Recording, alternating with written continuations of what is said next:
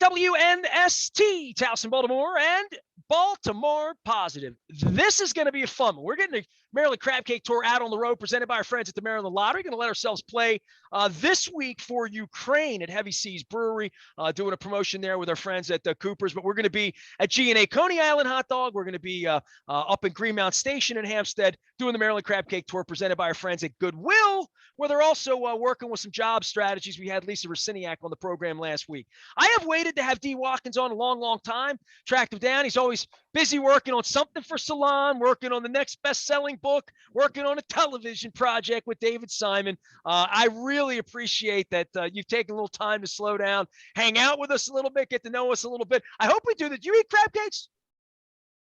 I eat crab cakes all of the time. All right. Next time we get together, it's going to be over a Maryland crab cake. You know, Brandon drags me over to Coco, so I'm looking for some minority-owned places. I've been working, and I know you're about to do some work with the banner. I've been working with Charm City Table and the blogging community to try to find some great new places. So you'll have to have the ear and the eye up. How are you? You've been working on a lot of projects, man. I know you got a book going on. You're always doing something.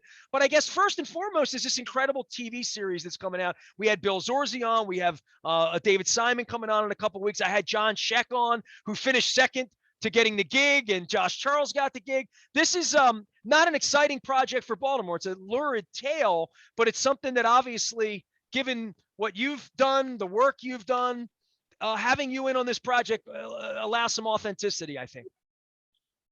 I think it is an exciting project for Baltimore because if we just took some time to go beyond the content of the show and focus on thousands of people from Baltimore and some of the surrounding counties got a chance to collaborate and work on this project. Careers were birthed. People who weren't working over the pandemic were able to make money and feed their families. About 10 people I can think of off the top of my head are part of a union now. So some of my friends got their first opportunity to work in wardrobe on a major HBO project. Some other people got a chance to use this to jumpstart their careers to actually get more work.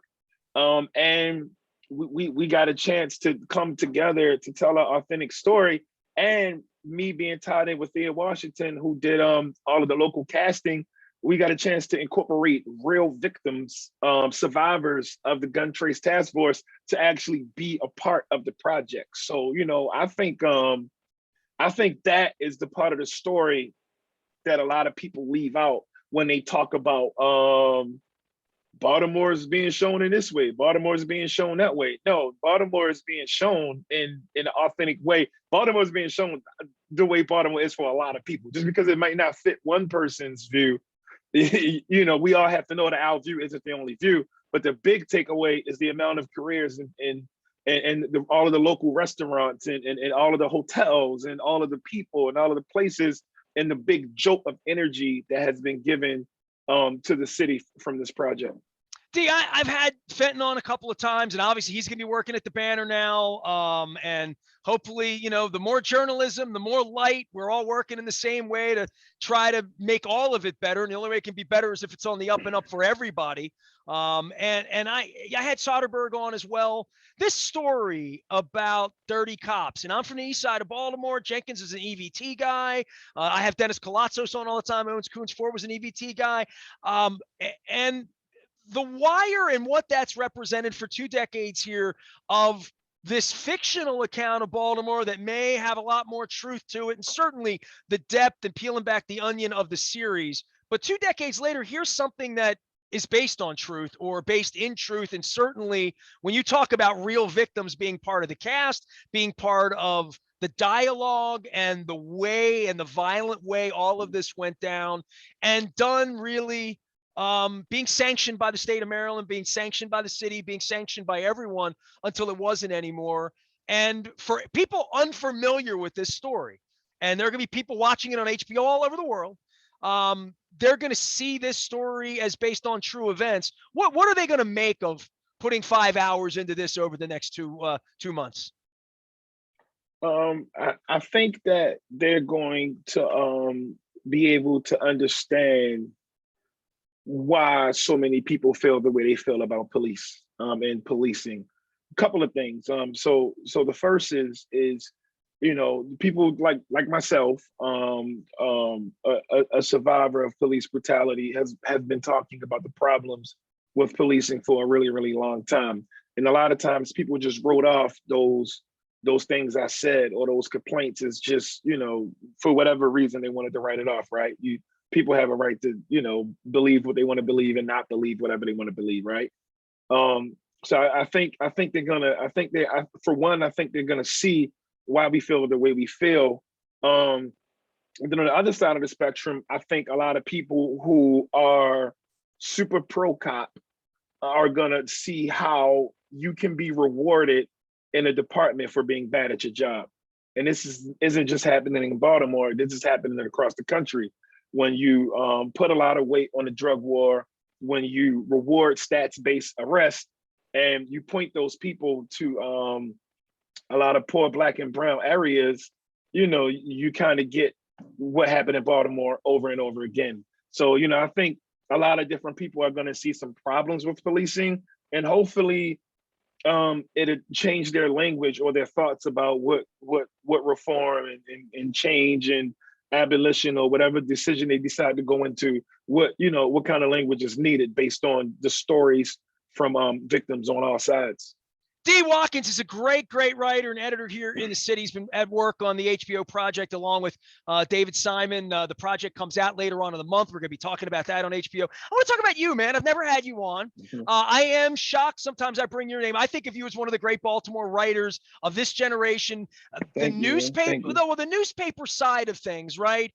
And look, I started at the Baltimore Sun, the Baltimore News American, to try to make my name. All I ever wanted to do was be a sports columnist and be a writer and write one book, and and my life took a different turn. And I had a way that I perceived this to be. All this time, you had a completely different background in getting to be a writer and writing a book of true events in your life. I'm shocked at how many people, when I mention your name, if they're African-American, they know all about you. If they're a traditional New York Times, Washington Post writer, maybe they're familiar with you. But the online side of this has changed a lot of things, but there are still a lot of people not familiar with you. And so I want you to give a little bio as best you can for anybody in my audience that says, I've heard of him. I saw his book at the DeHarco when I was going to buy ice cream, and I Googled him or whatever. I know he's Simon's buddy, but how did you get to this space? Because every writer wants to be taken seriously. And I know when you began this, you're probably on a way different journey than maybe you pictured for yourself. Absolutely. What I will say is that the writing came late for me, but I was always a person who was in love with storytelling.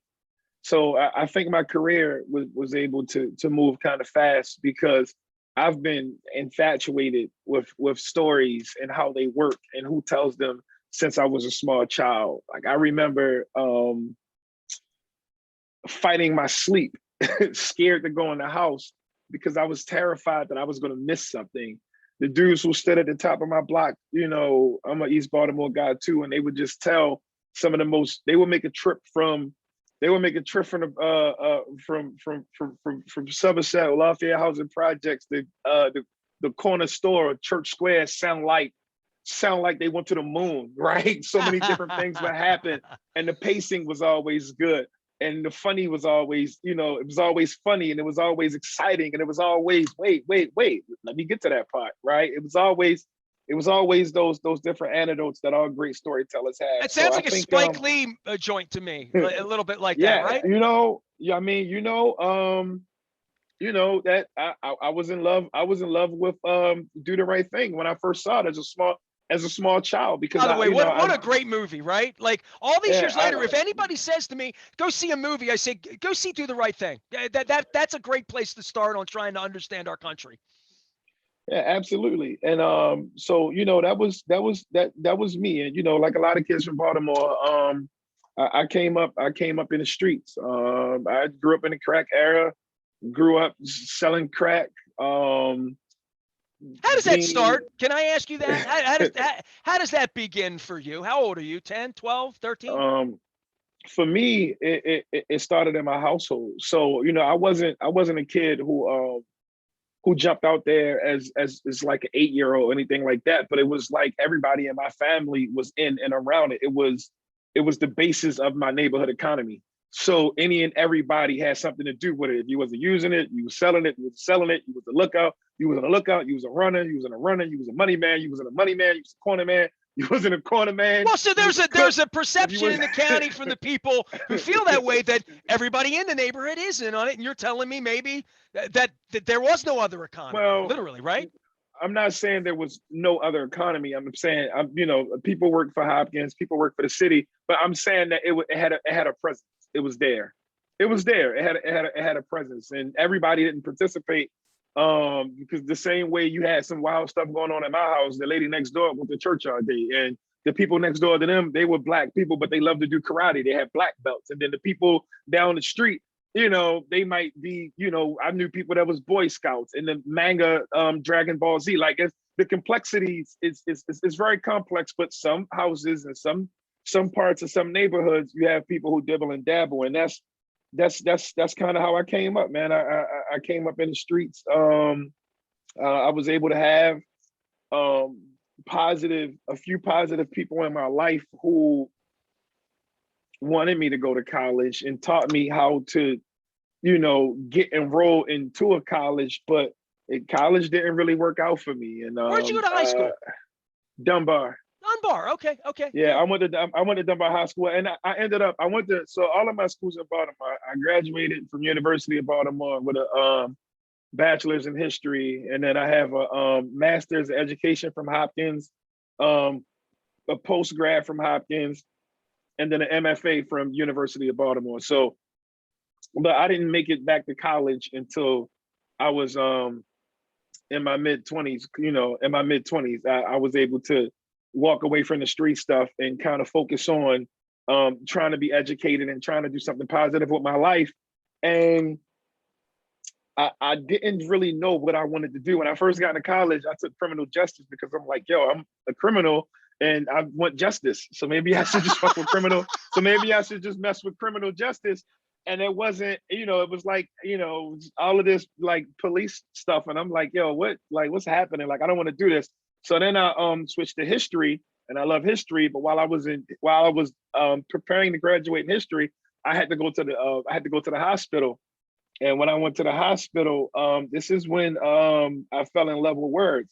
A nurse was reading this book, and she was in my room with a book like this, right? And I've never seen anybody read a book like that. I'm in college, but I'm not seeing, people read Spark Notes, people skim, people aren't doing deep dives. I was a Cliff's Notes guy myself. I mean, don't tell Don Moeller, So I'm like, yo, what are you reading? And she said, oh, you will love this book. And I'm like, yo, why would I love it? I don't love any books. She said, this book is about you, about me. She said, yeah, it's a book about thugs. I said, what?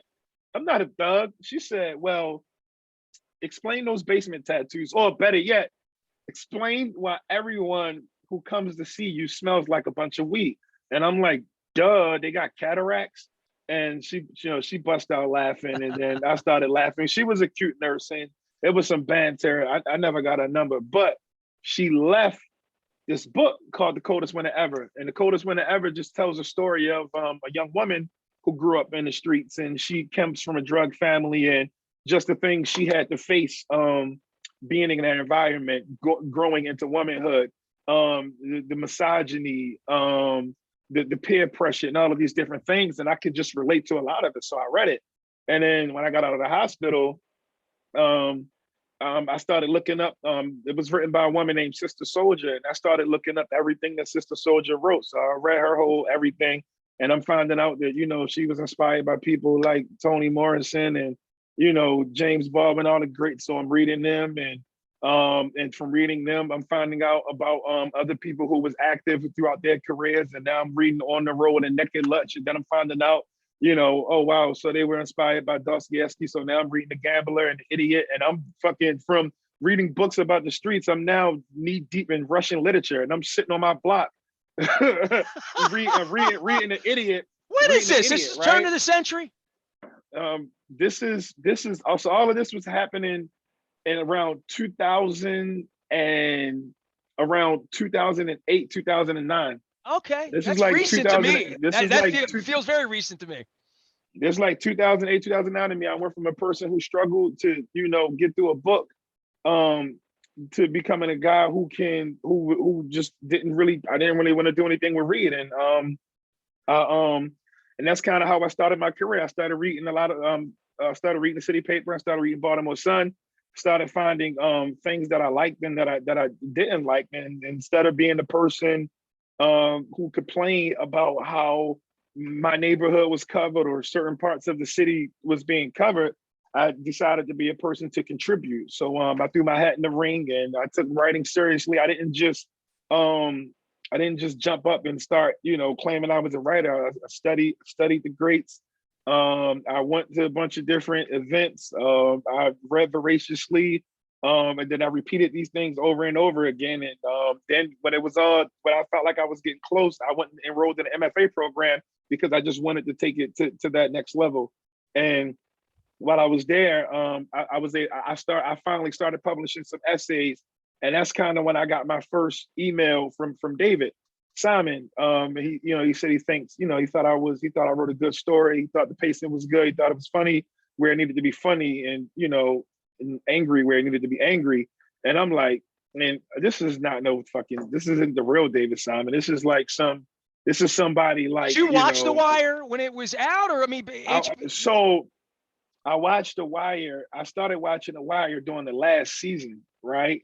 But like, I didn't know. Like, it's crazy because I watched The Corner with my dad. Like, one of the things me and my dad would do in our turbulent relationship was we sat down and watched The Corner. Like, we had a standing appointment to watch The Corner, and we was mad when it was over, because we just thought it was so good. We thought it was so good. I'm dealing with the streets like DeAndre McCullough's character, and he's dealing with addiction and recovery like Gary McCullough, and we locked in on that, right? So some years pass, and I go in this whirlwind of reality, and crazy thing is so a friend of mine, two friends of mine, we were fighting someone else, and the guy I was with is like, yo, I kicked his ass. He looks like the junkie from The Wire. And I'm like, who's wearing a wire? He's like, no, The Wire. He's like, The Wire, the show. And I'm like, you watch that? And he was like, are you crazy? You don't? And I was like, damn, I haven't been watching TV like that. I was selling pills. So so I went to Soundgarden and I bought I bought the DVDs from Soundgarden, and I sat down and watched it straight. And I was like, I need to borrow them. It's not online. Yeah. I gotta find the damn thing. Baynard Woods just let me hold a box set of all the Homicide DVDs, right? Okay. And he probably thinks he's gonna get it back. Hey, I worked with Simon back in the 80s at the paper, right? So he and Rafael Alvarez were always up on the fifth floor late at night. I did the sports page. I did the scoreboard page, all the box scores from 86 to 92, and they were serious cats at that time. Then obviously Homicide happened and all of that. But it's amazing as I travel the world and I say I'm from Baltimore, how many people will mention The Wire, and not in a flattering way, right? But in a flattering way of, that's the greatest TV series in the history of TV series. And I know there was a thing that came out a couple months ago about that. I've never watched it. And people are like, how could you have you watched The Sopranos? Mm-hmm. Yeah. Have you watched Sex and the City? Yeah. Yeah. No, I've never watched The Wire because I lived in Baltimore, and I just didn't want to feel that portrayal of the city while I'm a part. I moved to the county about 2 months ago after 20 years downtown. At some point, for the art part of it, I really need to sit, but I understand it's a commitment. It's a 50-hour, it's a serious commitment, right? I don't think that the portrayal is as negative as people make it. I think that people, they focus in, it's 50, like you just said, it's 50 hours, over 50 hours of television, right? And people focus on the most negative parts and they let that tell the story, and it's just not that simple. It's not black and white. You have some people saying it's all negative. It's not true. You have some people who call it propaganda. It's not true. You have some people who say that it makes residents look a certain way, and it's not true. It is a collection of the many different systems that fail or don't fail this city and how they work. It's Or a any very city, smart, or any, it could be set in any city, right? or any city. It's a Right. very smart. I'm not saying, like, I've said this before I even knew David Simon at all. I've said this on panels. I've said this in places where it wouldn't be popular. I've said this. The show is brilliant, transformative, and pretty much every show, especially cop shows, behind it on these big networks bears its mark. It's undeniable. It's an undeniable show. For example, within the first 5 episodes, you know, it's a cop show. So you have police officers who come to work, pull their pants up, put their boots on, and try to do their job. Then you have police officers who steal. Then you have police officers who are belligerent drunks. Then you have police officers who are racist. Then you have a police officer who busts the kid's eye open, and his sergeant comes out and says, "You felt like you and your fellow officers were in danger." This is all in the first 5 episodes. The same thing with the streets. You have people who don't want to do it, but they're in it. You have people who are just bystanders. You have people who are able to bypass it and move on and do other things with their life.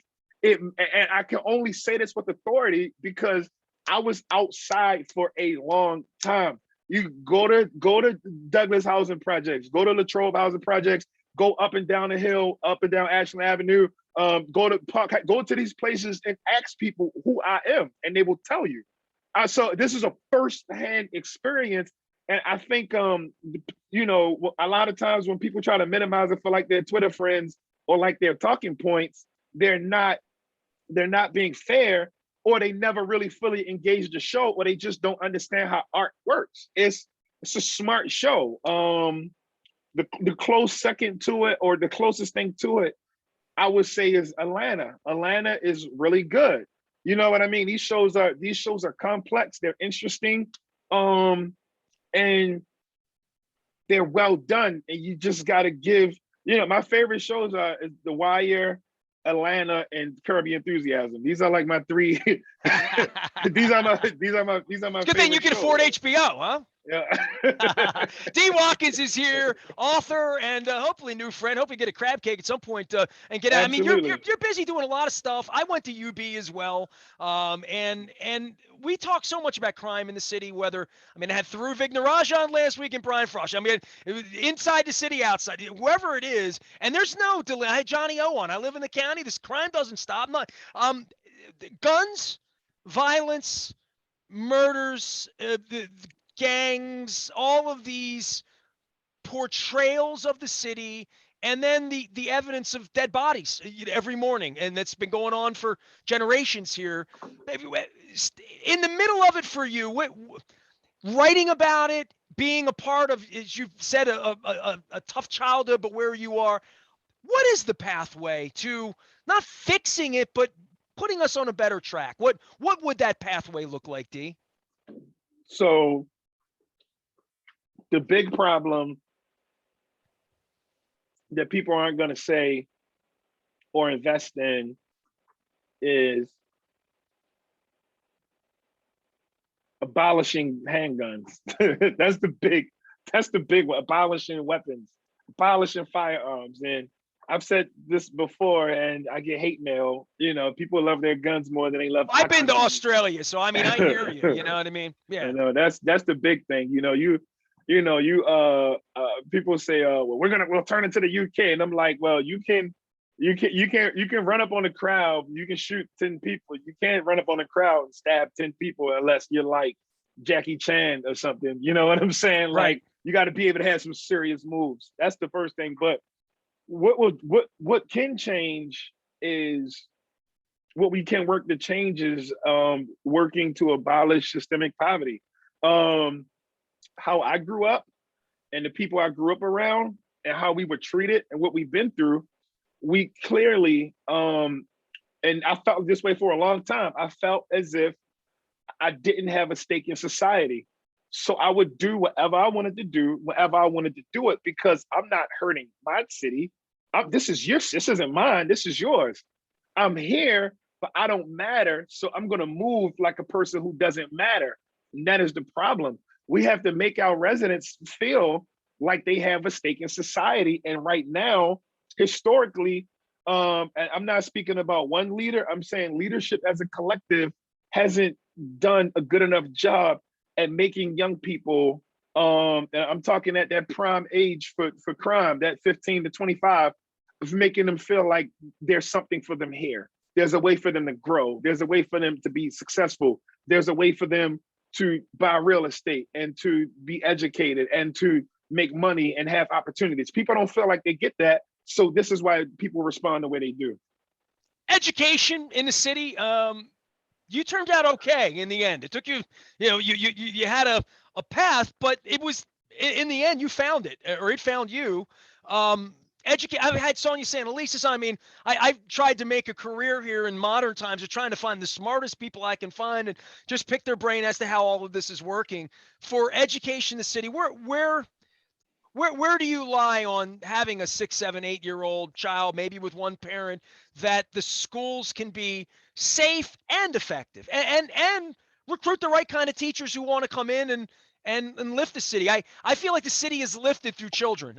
And the older I get, the more I understand that.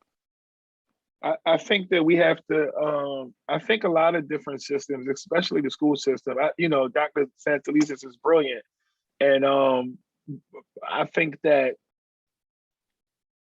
we have to feel comfortable, and these are big things that I'm saying. I understand this isn't like, these aren't quick fixes. This requires a collective of people who's willing to challenge the status quo.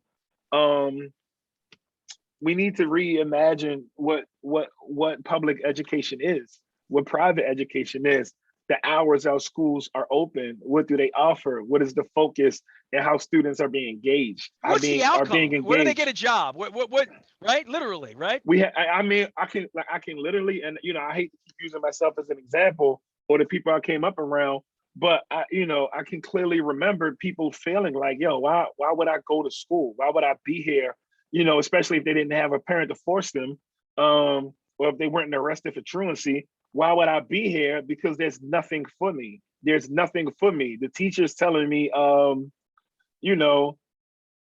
if your school doesn't have AC or your school doesn't have heat because, you guys don't work hard enough. So you're not really given the thing, you don't get things like that. And then we're looking at the teacher like, well, you're in here without heat too. What did you do wrong? You went to college, you're a teacher. Why do you work in a building with no heat, right? And all of these things kind of add to people feeling like there's nothing there for them. So, I think Baltimore City has some amazing teachers that they're way better than the teachers I had coming up. Some of my teachers were assholes. But I take Baltimore City Public Schools, and I'm saying this because I've made hundreds of school visits over the past 7 years, teaching workshops, giving away books, being the first writer that some of these young people ever met. Like I've been doing this. Does it lift you up when you go and do that? Do you feel that future, or do you feel some despondency and I was asked to speak one time, long time ago, 20 years ago. You might have still been in high school at that time. I was asked to go over to Patterson High School and speak about sports. It was an academy. Yeah, you probably remember this, right? And they had a sports leadership thing. And they asked me, owning a radio station, and I was a young guy. I mean, I was probably 30, 31. And I went in, and it was demoralizing. I had stuff thrown at me. It was really like, it wasn't frightening, but it was like, why did I waste my day? The 20 kids in front of me wanted no part of me. They didn't want to listen. And I was really demoralized by it for a long period of time. I'm like, I found that to be strange because when the speakers would come into my class, we were kind of happy they were there. It meant the teachers weren't talking. Yeah, you got to get into a rhythm. I had some amazing visits and I had some visits that weren't so good. And it just, the bigger thing is why you're doing it and how can you serve. And that I've had visits that weren't great, and then I've had visits that I wish I could duplicate over and over again. There's always one or two kids, even that day at Patterson, there was one or two kids that really got my message, wanted my email, like all of that. So if you get that, you really, if you move one kid, you've done something. So it wasn't like that, but just in a general collective, I would hope that when you do these 700 visits that you're seeing a lot of brightness, hopefully, from young people. Yeah, some of my students had went on to go to that I visited and had relationships with. Some of them are in college.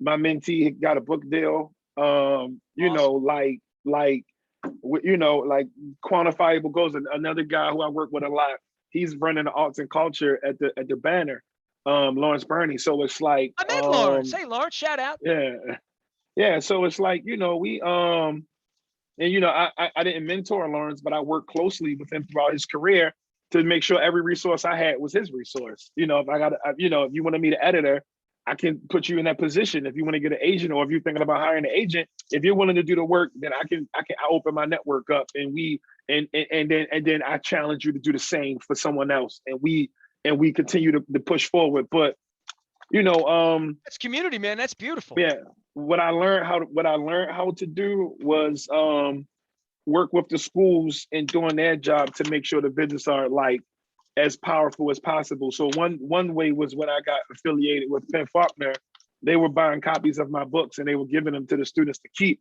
And the teachers were teaching the books so that the students had an idea of who's coming to talk to them.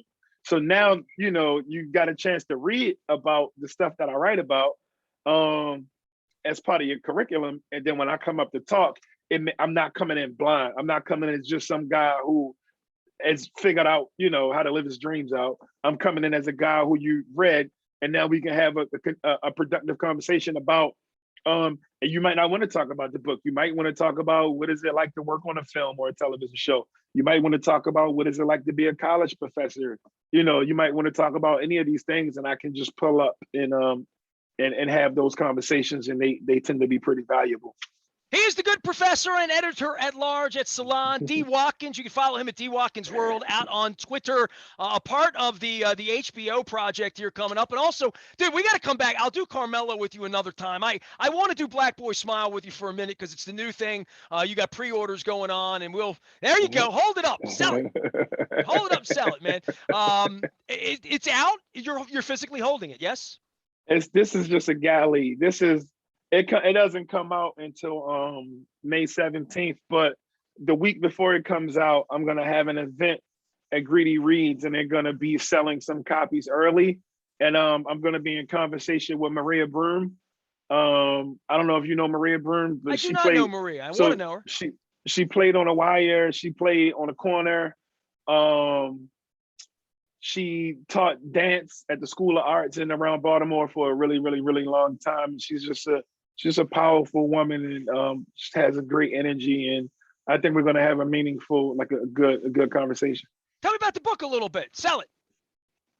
Black Boy Smile is moments of me learning, me succumbing to the need, me succumbing to toxic masculinity, and what I needed to do to be able to move beyond that bravado, that aggression, that anger. A lot of people are talking about what happened at the Oscars the other night, right?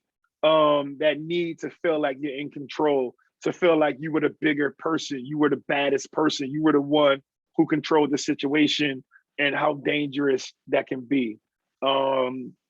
It begins with me being challenged to fight and to battle and into war as a child, and how those early lessons led to me having a string of failed relationships, a string of failed friendships, and what I had to learn and unlearn, and to be able to experience real happiness, to love my wife correctly, to love my daughter correctly, to be the person they need me to be.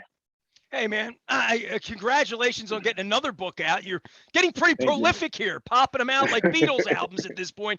You can follow D. Watkins. Last thing for HBO and on the series and people committing to watching this, make a case for people to watch this who maybe aren't familiar with the books. And you reference another author that's also a friend that's been on the program, that this story has been so grisly, so awful, on top of everything else that's ever happened in the city, that's now going to be chronicled by local people with authenticity. But dedicating 5 hours is a little different than 50 on The Wire. But this could have easily been 20 hours. 6 hours. It's 6 hours. 6 okay. hours. Well, this could have been 20, right? I mean, I don't know how it got to 6. I thought it was 5. So I have to put an extra week aside for you now. But why 6 episodes? And just paint the picture of a commitment, because I'm committed to watching it. I want to see your work. I want to see David's work. I've never seen The Wire, but I'm committed to this. I'm not afraid of this, and I think I can bite it off in the next month and a half. I think for this show, I think people who are curious as to how bad cops are rewarded for being bad, should watch, because it's a big learning experience. It'll teach you how one of the most funded, at one point, staff departments had a group of guys committing atrocious things right in front of everybody while winning awards and medals.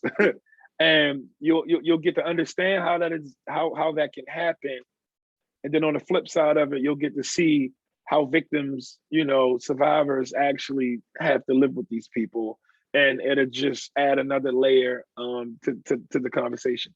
The amazing part for me was the greed of action of how many crimes were you going to commit systemically before there's an end, in one way or another, right? Like it seemed to me a crooked cop once would be awful, right? Like that, just if that happens one time, but getting away with it over and over and scheming a system to get away with it, is something that I'm really, having read about it, now I want to see your portrayal. But D, I appreciate you've been very kind with your time. Thanks for making some time. I know we've misconnected at various points, and you're super duper busy teaching the kids and all that stuff. But please come on, have a crab cake again sometime soon. All right? Yeah, where's your favorite spot to get crab cakes at? Oh, see, now you're getting into me here. So, well, we did the show at Fadley's last week, and I would just say this on crab cakes. See, when it comes to crab cakes, they're just different, right? So Fadley's has that mustardy thing. I like it fried, so I like it that way. They serve it a little more room temperature. Costas has a great East Side crab cake with that combination of sort of sweet and the Old Bay. I know Brandon loves his Coco's, and that's more along the sweet line, and we've been there. Conrad's Crabs, Pappas. We're moving all around the Beltway, so I've had a lot of crab cakes. The best crab cakes I've had were in August of last year. I did 30 crab cakes in 30 days in 24. I did one in every county around the state. And the ones on the Eastern Shore in August, because a lot of the places are literally pulling female crabs out of the water on the spot, picking them there. You're getting that roe, that orange roe in there, that sweet female meat that's sweeter than the male meat. They pick the female crabs, they table the male crabs, right? So when you get a crab cake over at Old Salty's on Hooper's Island, or when you go to Suicide Bridge over in Hurlock, or any of the Ocean City places where they're literally crabbing in the morning and you're eating that crab meat in a crab cake in the afternoon, there's just something about that everybody should do and experience. So there, and get an ear of corn on the cob while you're doing it. Yeah, you let me know. I gotta stretch out a little bit more. All right, man. We'll get you out. We'll get you out. D. Watkins. He is D. Watkins World. He's everywhere and writing books. New book, Black Boy Smile, comes out in middle of May. And obviously the television show and his HBO work is a part of a writer with the new series coming out in April. We Own This City, correct? We Own This City. Yep, you got it. I love it. Appreciate it, man. D. Watkins here. It's another one of our Wise Conversations brought to you by our friends at Wise Markets. We always appreciate their support as well as we get this Maryland Crab Cake Tour out on the road. Working with our friends for Ukraine and the Pravda Brewery, drinking some delicious American red ale. We're going to be at Heavy Seas Brewing this week with Hugh Sisson, also Patrick Russell. Got my friend Greg Vetter coming over from Tessie Mays. Nice local dressings, making it right, making the salads right. So we're going to have some great conversations about Ukraine, lifting the city, and beer, which is one of my favorite things. I am Nestor. We are WNST, AM 1570, Towson, Baltimore, and we never stop talking Baltimore positive.